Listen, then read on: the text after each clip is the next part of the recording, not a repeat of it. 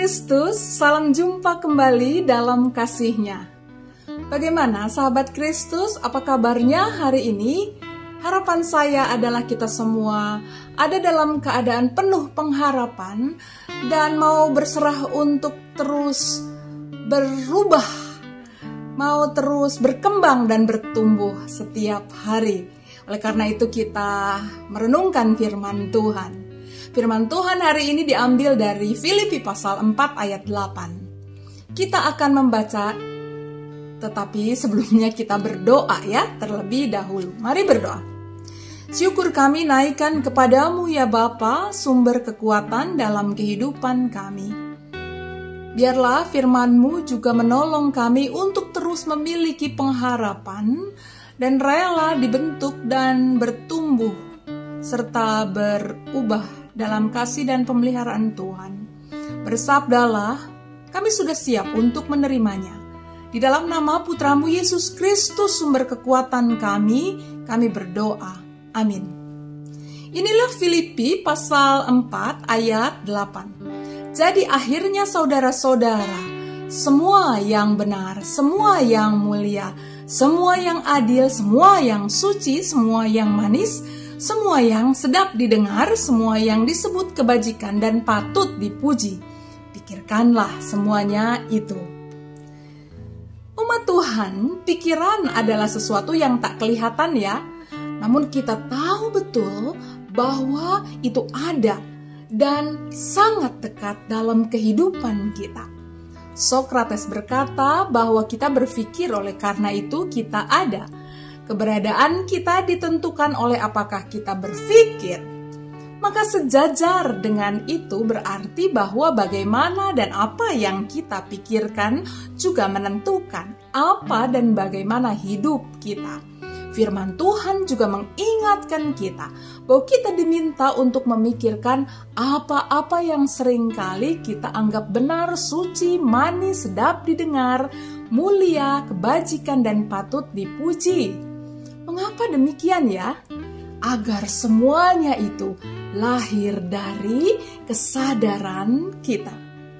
Jika kita membiasakan diri hidup dengan kesadaran kita, maka apa yang akan kita wujudkan dalam dan melalui hidup kita adalah lahir dari kesadaran yang akan membuat kita jadi bertanggung jawab atasnya. Sering terjadi bahwa apa yang kita katakan dan lakukan adalah sebuah repetisi ulang semata-mata akibat dari kebiasaan yang tertanam sejak lama. Dan lalu lahirlah juga repetisi kekecewaan, penyesalan, dan malah juga bisa kesedihan akibat dari sikap dan perbuatan kita sendiri yang muncul dari ketidaksadaran, yang muncul karena kita kurang memikirkan sungguh-sungguh apa yang menjadi ide dari setiap perkataan dan tindakan kita. Kelihatannya itu tersirat ada dalam kehidupan banyak orang di sekitar umat di Filipi itu, umat Tuhan sekalian. Hidup hanya dengan mengikuti apa yang ada, yang dipandang-pandang tadi, tanpa sungguh-sungguh menggumuli dan memikirkan semuanya itu. Sehingga yang terjadi adalah bahwa mereka jadi tak bisa dengan sungguh-sungguh mengalami sukacita.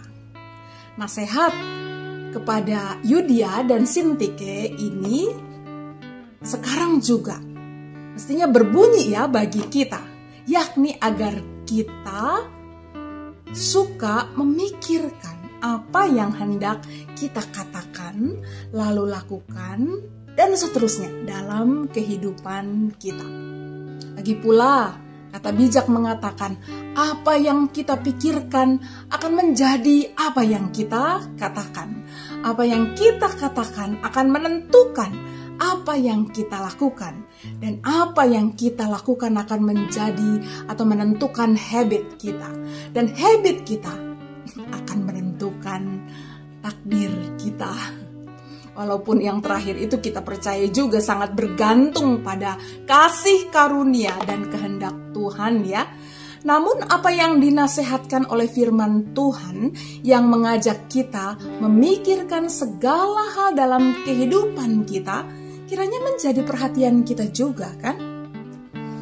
Umat Tuhan, kiranya firman Tuhan hari ini mengingatkan kita untuk menggunakan pikiran kita dalam mengambil segala sikap dan tindakan kita bersama-sama maupun sendiri dengan tanggung jawab di dalamnya.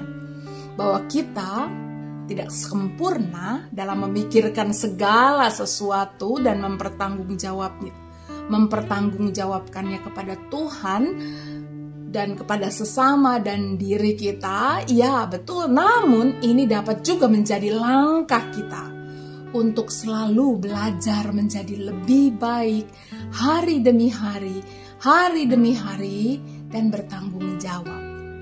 Dengan firman Tuhan ini, kita belajar semakin hari, semakin baik, dan semakin melihat diri semakin baik dan dipenuhi syukur kepada Tuhan yang memberi kita pikiran, pengertian, dan hikmat-Nya. Dan dapat bertumbuh semakin menjadi seperti Kristus. Umat Tuhan, saudara-saudaraku, Bapak Ibu, para muda dan para anak, Tuhan menyertai dan menolong kita. Amin.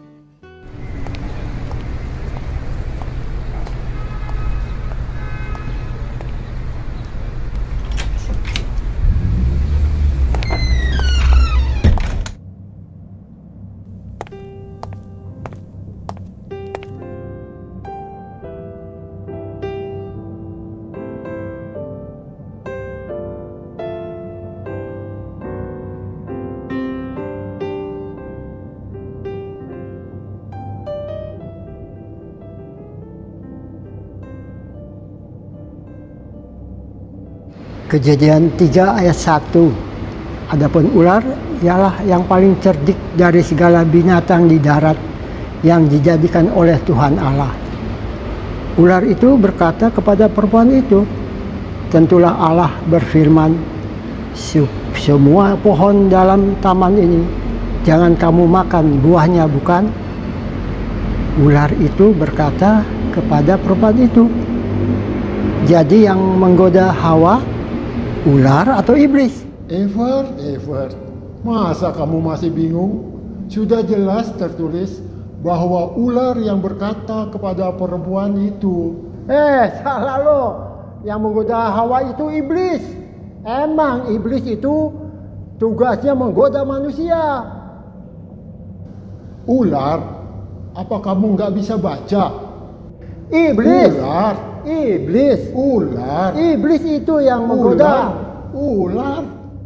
Apakah saudara-saudara masih ada yang bingung ketika mempelajari Alkitab untuk mengartikan ayat Alkitab? Ada info bagus untuk saudara-saudara. Akan dibuka pemahaman Alkitab untuk kita semua. Metode yang dipakai pasti menarik, metode orang dewasa. Jadi ada pertanyaan, ada diskusi, semuanya itu bebas. Saudara-saudara mengeluarkan pendapat, pemikiran, pemahaman saudara. Dan pada akhirnya para pemimpin akan mengarahkan saudara mempunyai pemahaman yang baik, yang benar, sesuai seturut dengan kitab suci. Mari kita ikut pemahaman Alkitab. Siap?